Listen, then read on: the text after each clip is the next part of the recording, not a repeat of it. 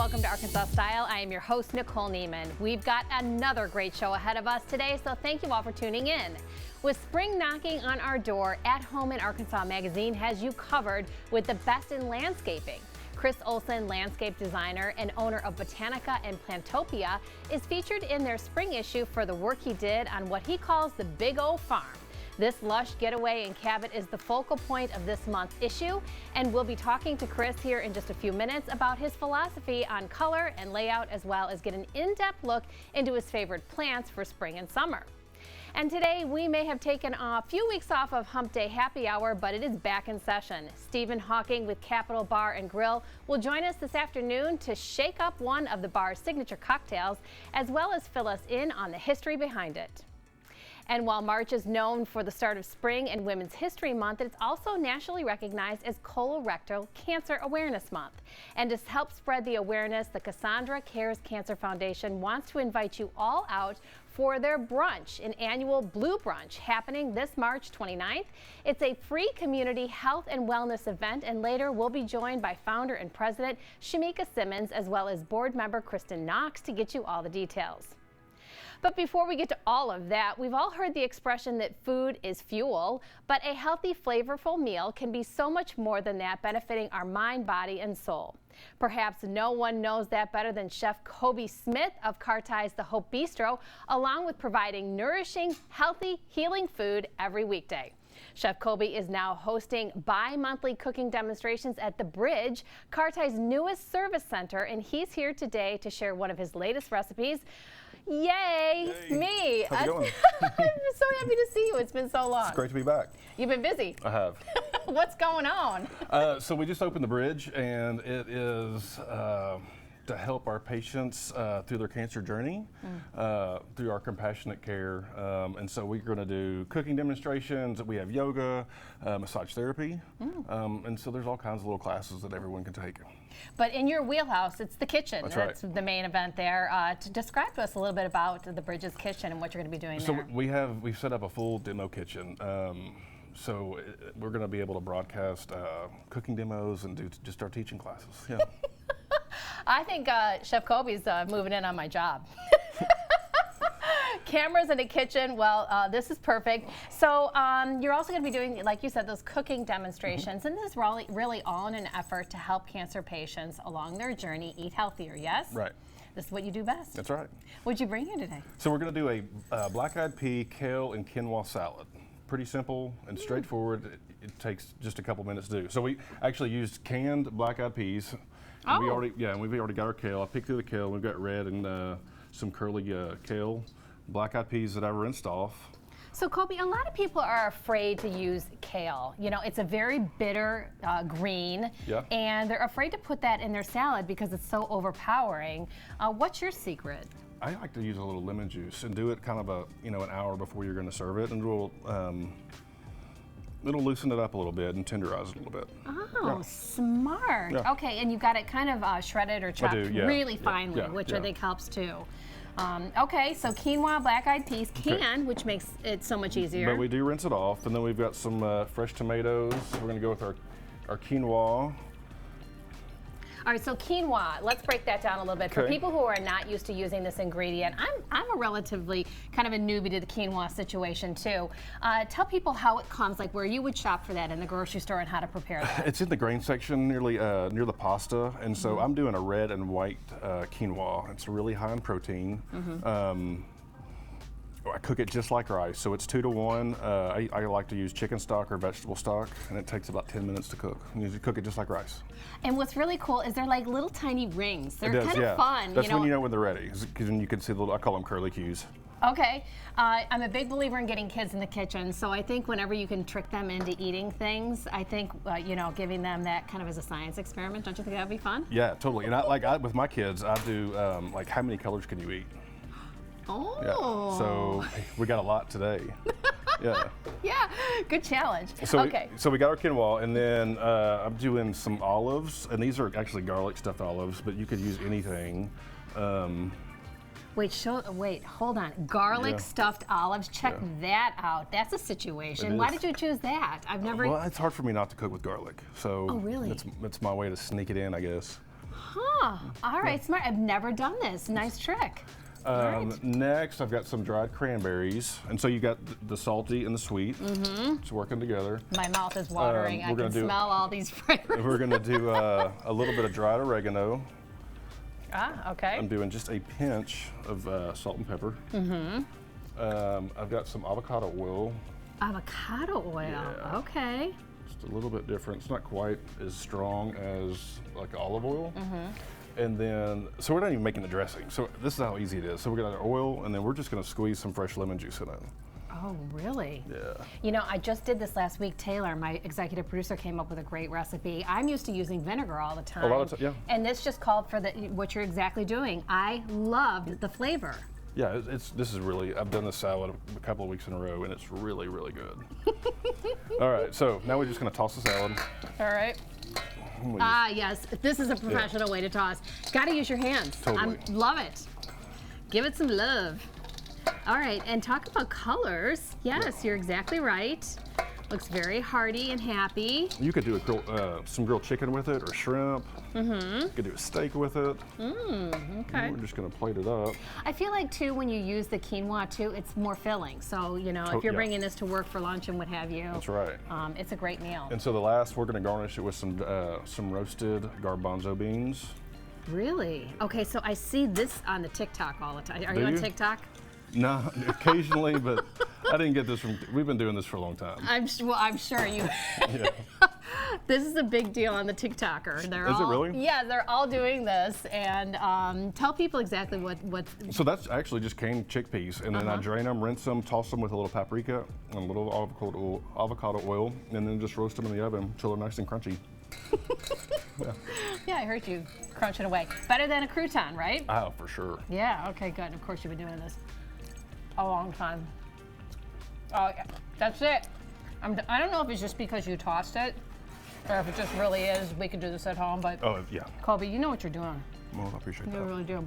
Well, I've missed seeing you, and you've been busy, so let's remind everybody about the bridge and where they can come find you. So the bridge, you can find book classes at carti.com/the bridge. And then the restaurant that we have is the Hope Bistro, and it's at the Carti Cancer Center. Yeah, tell exactly how we get to the Hope Bistro, because it's really convenient. It's right off John Barrow. It's the big building, overlooks the interstate, and I like to park in the back in the parking deck, and then you just walk down to our waterfall, and we have the best patio in town. You sure do. Yeah. You sure do. And the best food. Well, great to see you. Good to see you. Don't be such a stranger. We'll have them All right, they're keeping him too busy over there at Carti. So to get a taste of Coby's fresh-made dishes, visit the Hope Bistro at Carti or sign up for Eating Well with Chef Coby at the bridge by visiting carti.com/the bridge. Now we're going to take a short break, but when we return, Chris Olson, landscape designer and inspiration behind this month's issue of At Home in Arkansas, will join us with his favorite ways to make your garden shine. Stick around, you're watching Arkansas Style.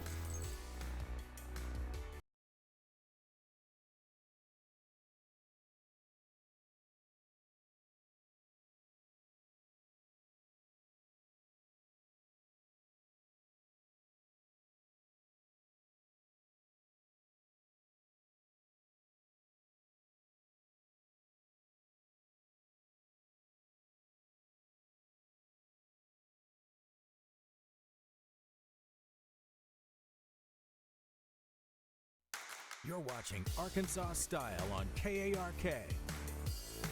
Welcome back to Arkansas Style. Chris H. Olson is an expert on all things landscape and outdoors. He's the owner of nurseries Botanica in Little Rock and Plantopia in North Little Rock. And his ways of mixing styles and colorful plantings makes him one of the most sought after landscape designers in the state.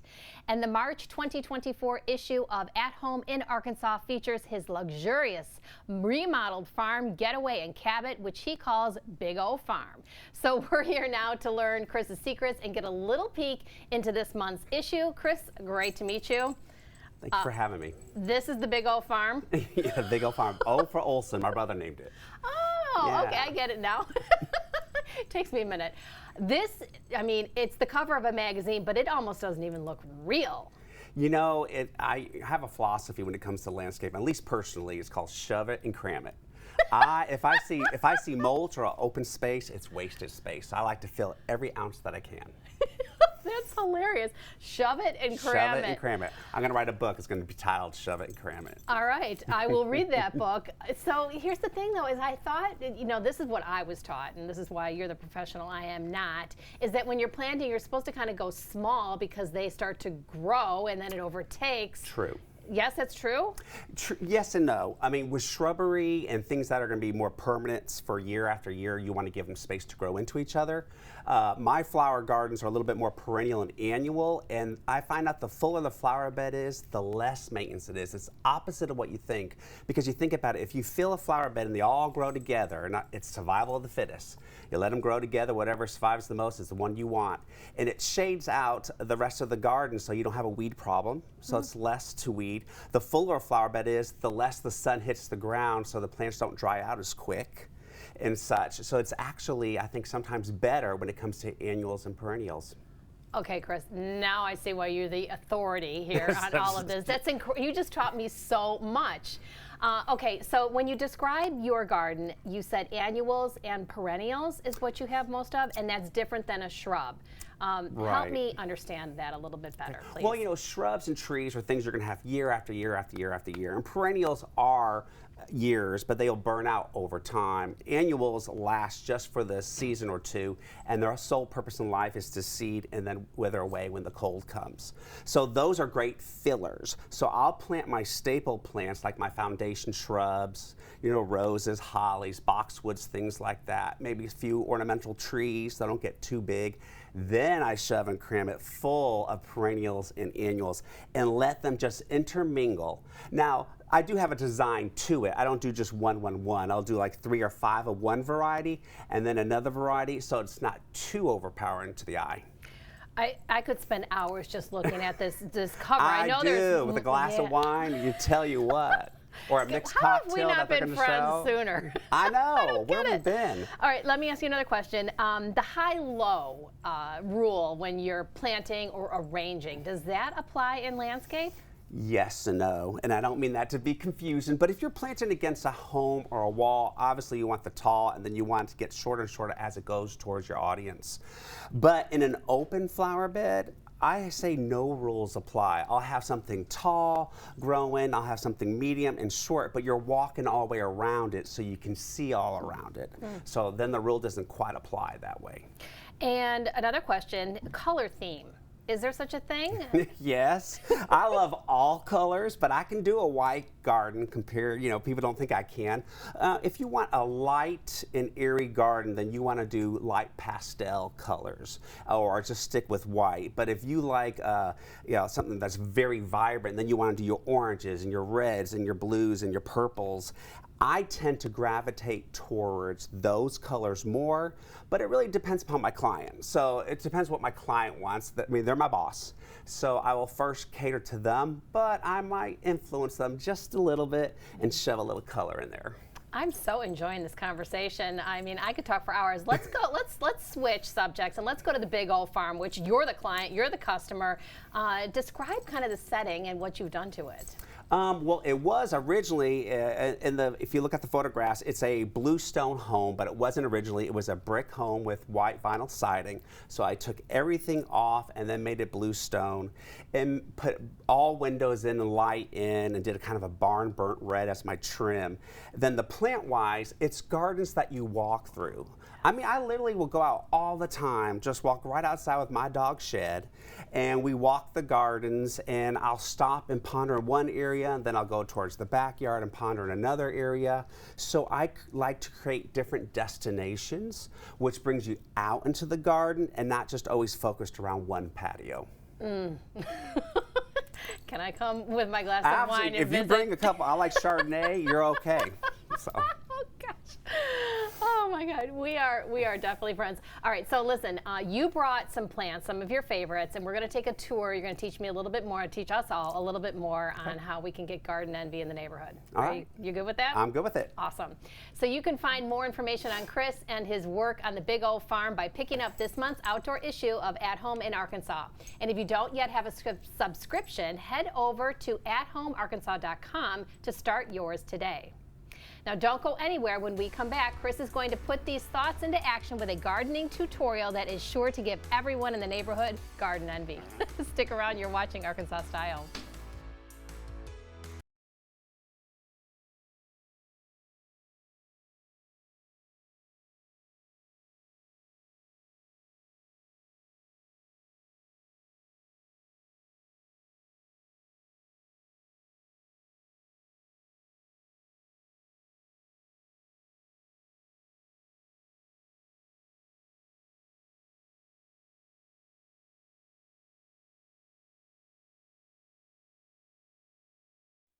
You're watching Arkansas Style on KARK.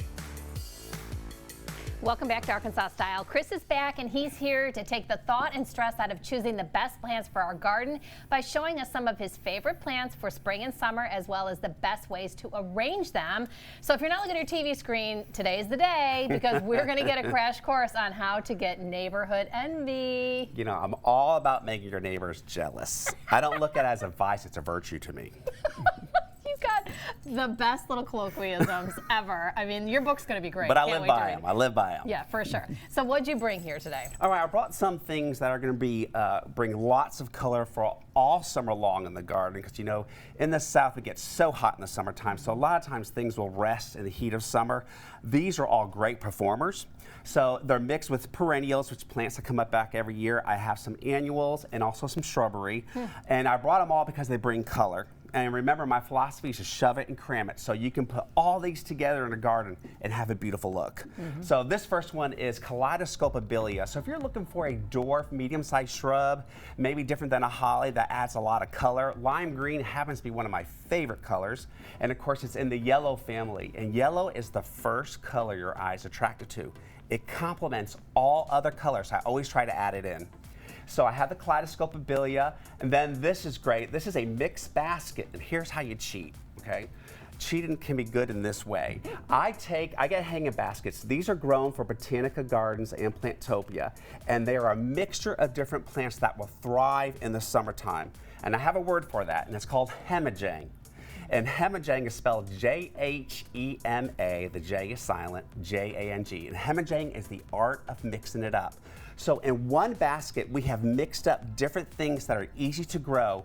You take off the hanger and you just drop a couple of these in the flower bed, plant them, you're done. You don't have to do flats of color. It's that simple. Or drop one of these in a hot, full sun pot, and it's instantly done. It's a living floral arrangement. All right, so folks, if you've gotten a little lazy and gone to some of those big box stores, here's what sets Chris apart, is that he's got these proprietary collections already potted, planted, and ready to go. You just have to work on not killing it. That's exactly right. But again, a lot of times we go shopping and we're trying to come up with combinations and putting it all together. We buy this one pot plant. Done.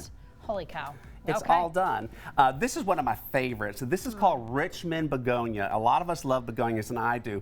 And I'm from San Diego, so we used to grow this in San Diego, and it did great, but it was never grown here in the South. So I had my grower grow me some 3 years ago just to see if it would tolerate the heat.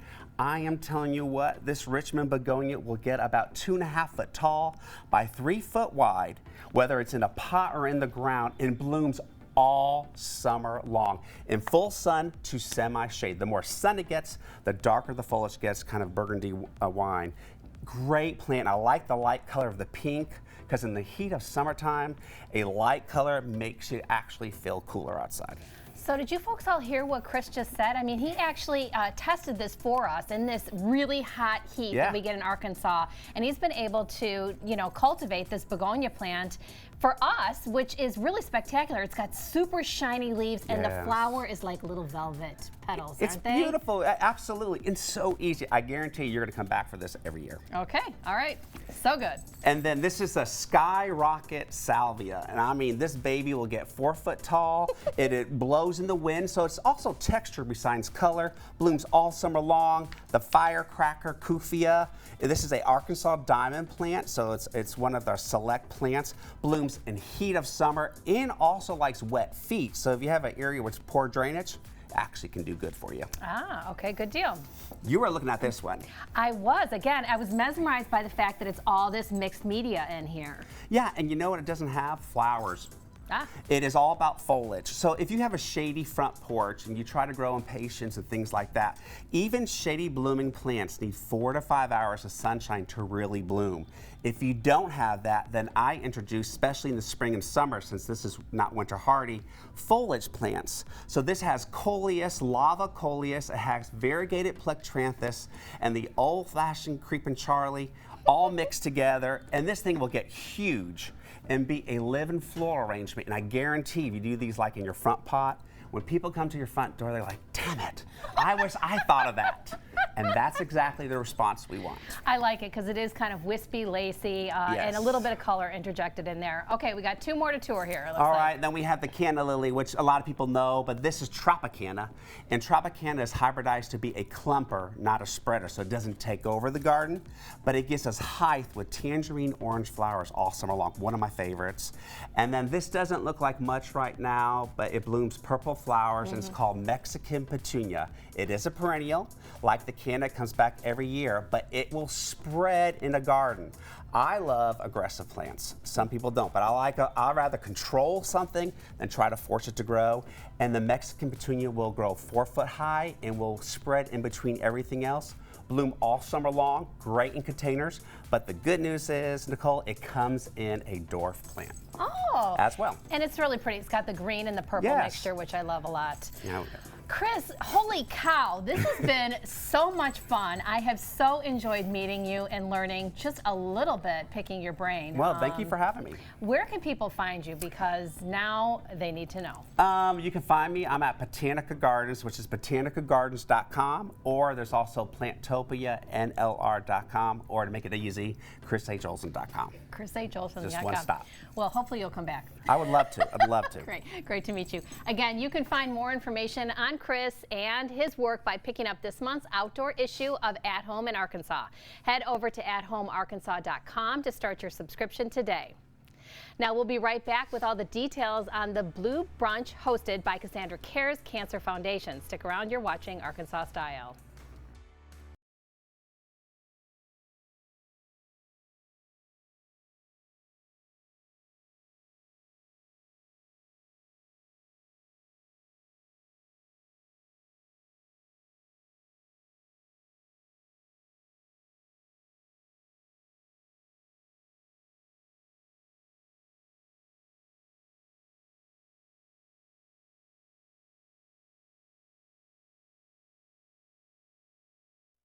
You're watching Arkansas Style on KARK. Welcome back to Arkansas Style. This month is nationally recognized as Colorectal Cancer Awareness Month, and Cassandra Cares Cancer Foundation wants to invite you to join them in spreading awareness at their 2024 Blue Brunch. So we have founder and president Shamika Simmons, who's sitting right next to me, as well as board member Kristen Knox, here to share all the details on this free community event. Ladies, great to have you. Thank you for having us. I love your blue. Thank you. Tell everybody why you're wearing blue. Like you said, it is National Colorectal Cancer Awareness Month. So organizations get together and they petition at a higher level for their recognition. But we also do our part locally. So we did get the petition for the governor to also proclaim Colorectal Cancer Month for the state of Arkansas. So we wear blue. Love that. I love that you got that proclamation from the governor too. Very impressive. I think knowledge is power, awareness is key. This is what we are doing with the Blue Brunch, yes? Yes. Okay, let's tell people about what they can expect and how they can participate. Well, one of the things we want to make sure we do is continue raising awareness and educating on the disease. But we do have other vendors who are coming to assist us with the free screenings, and I will let Kristen share that part of the event. All right. All right, well, I get the fun stuff, okay? So you talked about the color blue. So, you know, the color blue is about stability, inspiration, wisdom, and serenity. And so we want people to really be inspired and have that wisdom and knowledge about being healthy and knowing what's going on with their body. So with this free event, there are going to be lots of screenings available. The Arkansas Minority Health Commission is going to be there ready to give you blood pressure screenings, cholesterol screenings, you name it. We'll have the Arkansas Prostate Cancer Foundation there also giving information. You'll have representatives from the Winthrop Rockefeller Cancer Institute as well. Their outreach and engagement team is going to be there providing information, and UAMS is going to be on hand as well with some opioid prevention and aging information also. But we're going to cram a lot down you about health, but we're going to do it brunch style. So we want to make it fun for everyone and for the entire family to just come out, enjoy some of the things that are going to be there, and have a little good mood food on us as well. You know what, ladies, you know what I love about this event is that a lot of people are too afraid to go to the doctor. Yes. They are just afraid. I mean, there's just no two ways about it. But when you put it in a community event where we're all in it together, we're all supported in kind of that light-hearted atmosphere, but you have the best of the best there to talk to us about our health. I mean, it can save lives. Okay. One of the things that we've learned through the foundation is transportation is another barrier as to why people don't go to the doctor or why they're not getting their screenings. So part of what we do through the foundation, we take it to them. So this is part of the Blue Brunch is another outreach initiative where we're just going to come into the community and make it more convenient for you to get your screenings. Oh, that's nice too. Yeah, I didn't even think about And that. who doesn't love good food at the same time? Yes. Good brunch, exactly. And so you're going to have vendors there, you're going to have medical professionals, but there are some pretty staggering statistics behind the health of our population. Can you girls talk on that a little bit about colon cancer? Specifically with colon cancer, right now, 2024, if you look at the American Cancer Society's data, colorectal cancer is #1. It's the leading cause of cancer deaths in men under the age of 50. And it's #2 for women under the age of 50. What? Combined, it's #2 in the United States. And it's alarming that people still don't understand that, people are still not, listening to their body and taking the steps to make sure. This colorectal cancer is preventable. That's the other thing. All you have to do is get your screenings, colonoscopies. We have what are called FIT kits. We can give those out for free through a partnership with UAMS. So we have all the tools and screenings available for people to know their health. Yeah, I mean, folks at home, it's the #1 killer in men under 50. We just heard that. 50, and yes. #2, it is preventable, Yes. okay? Yes. There is hope on the other side of all of this. You just have to get the test. Yes. Well, needless to say, I lost my mom to colon cancer. I will tell you this, and she was very young and died very quickly. And so I will tell you, she didn't have the information at hand. This was many, many, many years ago. Had she known, she would still be with us here today. So for everybody at home who has not gone and gotten screened, please do that on all of our behalf. We want to see you around, right? Yes, we do. And that we is wanna see why you I at the- founded the foundation, actually. My mom passed. Her name was Cassandra.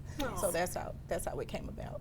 All right, well, let's tell people where they can come hang out with you girls at the Blue Brunch. Well, come hang out with us on March the 29th from 11 a.m. to 2 p.m. at the Billion Event Center at 815 Main Street. We would love to see you come out and wear your blue as well to support colorectal cancer.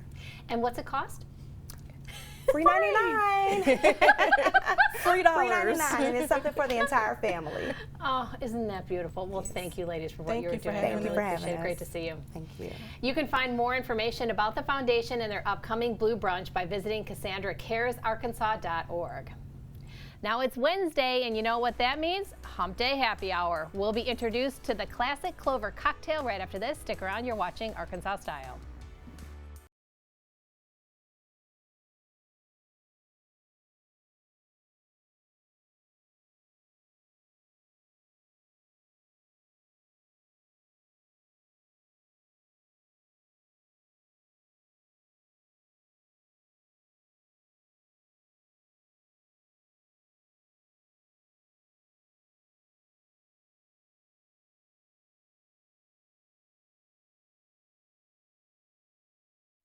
You're watching Arkansas Style on KARK.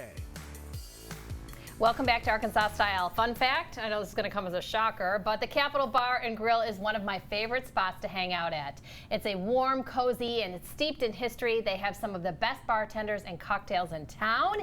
Stephen Hawking, a top 10 finalist in the Origami Sake Challenge, is here today to make the classic Clover Club cocktail. Hi there, Nicole. I don't think I can say that after a couple of these, but I'm good now. Thanks for having me here today. Pleasure to meet you. Yeah, we're making a Clover Club cocktail, probably a century-old pre-prohibition cocktail, gin-based, with a little gin, raspberry, and citrus. egg white to kind of emulsify it. It's a delicious spring summer cocktail. Okay, I love it already. I love gin for sure. What did you bring? What kind of gin is this? Heyman's Gin. Heyman's Gin. I mean, you serve only the finest over there at the Capitol Grill. We do. Yeah. We've got a huge selection.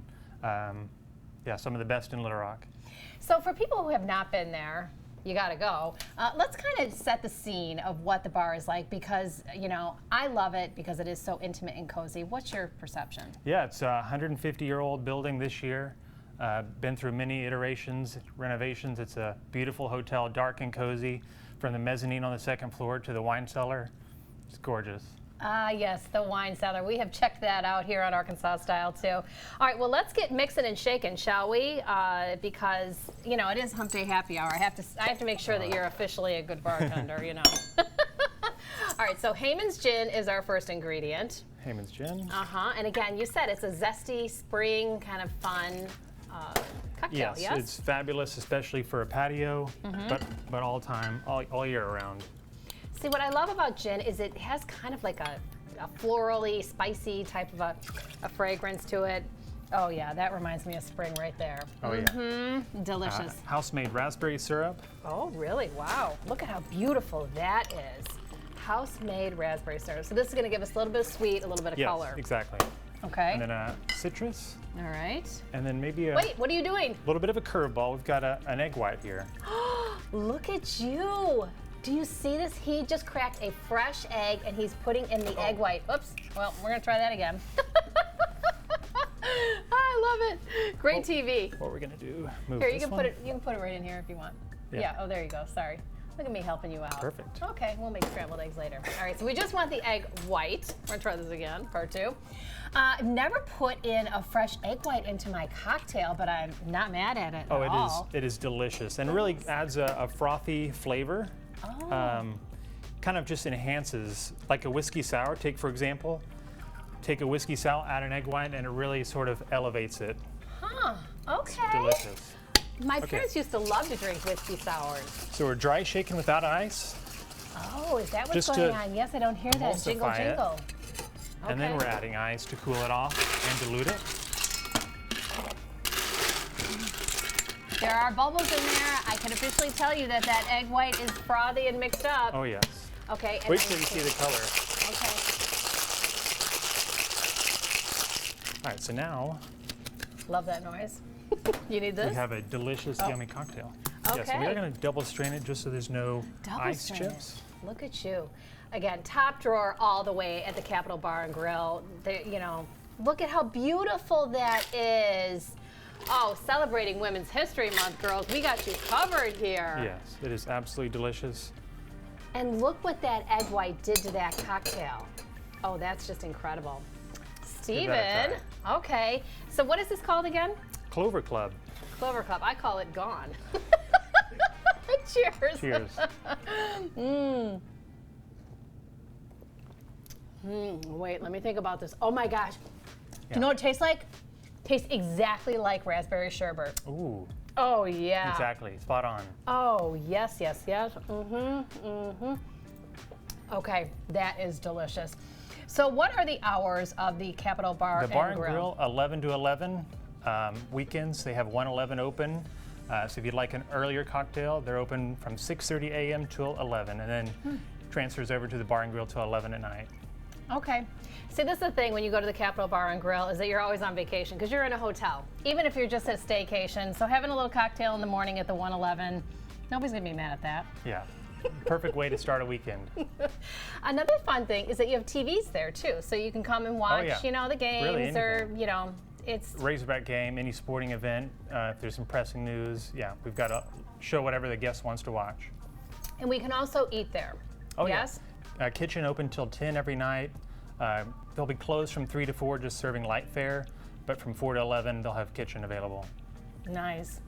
Well, again, it is such a cozy, intimate space, steeped in history, and nothing but the finest of ingredients. Stephen, you're a great bartender. Well, I've enjoyed this. Thank you. This was a lot of fun. Feeling so healthy that I've got a little fresh egg in there too, you know. Well, cheers to you. Cheers. Thanks for We're having going me. to come check you out. Absolutely. Thanks for coming in. Thank you. So you can check out the full menu by visiting CapitolBarandGrill.com or visit them off West Markham Street here in Little Rock. Who knows? You might even run into me while you're there. Now, dating in this digital age may be a full-time job in itself, so Charlie Simpson is going to give us some tips on how to manage the tech. Right after this, stick around. You're watching Arkansas Style.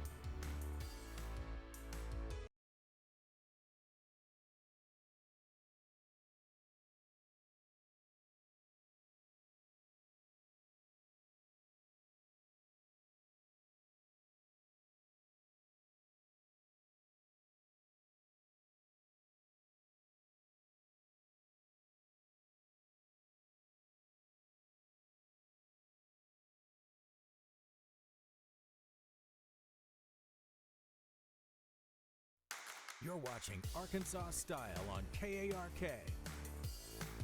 Welcome back to Arkansas Style. Technology has dramatically altered how we connect and interact with others.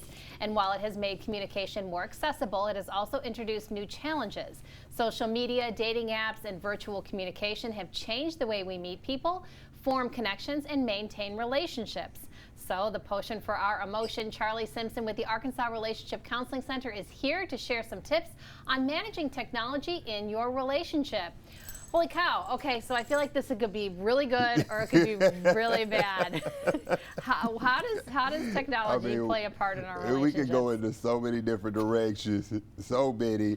So there are a lot of advantages to technology, especially for those that are dating. We just so spread out just in the world. You can meet people anywhere, but also there are just those disadvantages. And there's a term that's starting to come out called alone together. Alone together. And there's a book that's out that kind of talks about how technology is impacting relationships. But more importantly, it's just kind of when you're with your family or your couple, but you just have the device, so you're alone, but you're together with people. Look at that on your TV screen, folks at home. Look at this. If this is you, danger. And you know, we just have to be aware of these particular moments because it is so you know, just tricky, because you want to be a part of what's going on in the world and social media, but yet you want to make sure that you're managing it enough to make sure that it doesn't impact the relationship or even just your family. You know, there was a study that said that about 30% of families eat dinner together, and 15% of those families are eating dinner while the television is on. And so, you know, it's just kind of sharing and highlighting just the impact that technology can have on couples and families that we just have to be very mindful of. Okay, I can relate to that. So what are some of the common issues with technology in relationships? You know, when it starts to really become a issue for the relationship, that's when you start to run into the trust, you start to run into, you know, some of the self-esteem issues with social media and trying to live up to those expectations. I actually just had a couple, and they were just talking about a trip that they saw their friends attend, and it caused a fight for them because it was just like, I want to do a trip. And, you know, he comes in, we just did a trip, and then they say, you know, they're spiraling. But, you know, those types of conversations and those that type of technology impact can have an impact when you're trying to compare. And if you don't handle those conversations well, it can definitely spiral and be a challenge for that couple. Whoa, okay, holy cow. So how would you encourage a couple to navigate that? There are some advantages to technology, you know, and I put 3 top advantages, and that is you can find a way to share fun social media stories. And, you know, there's just, hey, look at this, and be able to laugh about those particular stories. But also using technology to manage conflicts. We're moving into an engineering project where we're looking to help technology help couples manage conflicts. So you could definitely use it to text one another back and forth if there is a conflict and you don't want to just verbally get through that conflict. but being able to text, and then just that last one, find intimate games online. You know, be creative. Okay. Find some games that you can utilize technology for. And there's just a plethora of fun games that couples can do to use technology to really enhance the bedroom. Yeah, I thought we might go there a little bit. It can be a positive. It can be fun. I want to backtrack to where you talk about maybe getting into an engineering business with this. Yeah. Have they come up with a tone font? You know, because I feel like a lot of times when you're reading the text, there's no tone. There's, you know, like there's no italics. There's no emphasis. It's all in block, and people can't really hear the emotion. And that's part of the tech that we are navigating through it, and that's more focusing on the empathy. You know, if you're communicating with technology, we're actually moving into a place where the technology can interact with the couple and help them de-escalate in the moment. So we have the challenge of making sure that the chatbot can articulate what's going on with the couple and can use enough empathy to be able to help keep the couple in a place where they can de-escalate. And so we're hoping to have that out. We got a sneak preview of it. Hopefully by the end of this year, we can have that technology ready to roll out. Yeah, technology can really be a beautiful tool in life and society in general, but it also has such a deep, dark side to it. And I feel like, number one, the amount of time that you spend on that device is the real trigger, because if you find yourself having dinner with the phone in your hand, I mean, there is no reason for that. And if you can't detach yourself from the phone while you're eating a meal, I mean. Yeah, and where couples get into the biggest issues is when one person is asking the other, you know, hey, can we pause or can we put a timeout on devices?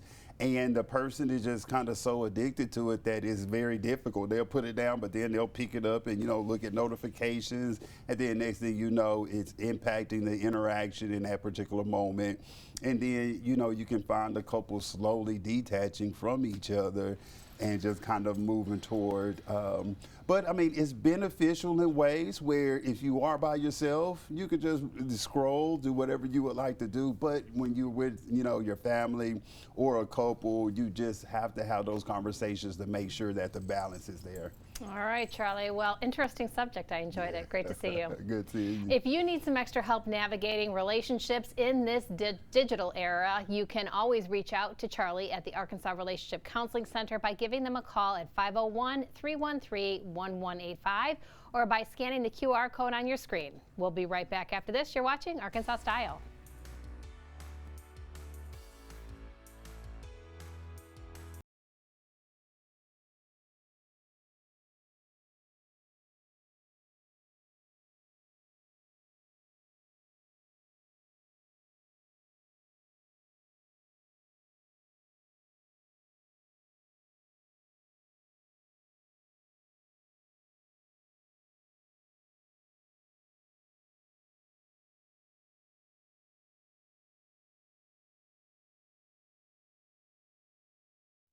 You're watching Arkansas Style on KARK. Thank you so much for joining us today, and to all of our amazing guests and sponsors who joined us in studio. Now, for more Arkansas Style, you can always follow us on social media or visit our website for clips of the show that you may have missed or just want to rewatch for a second time. We will see you all again next time with love. Mwah.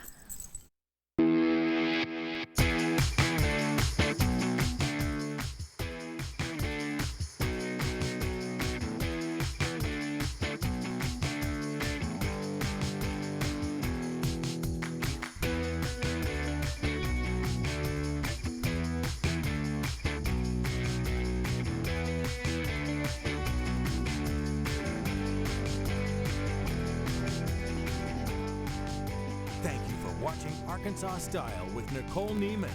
Furniture provided by Hanks Fine Furniture.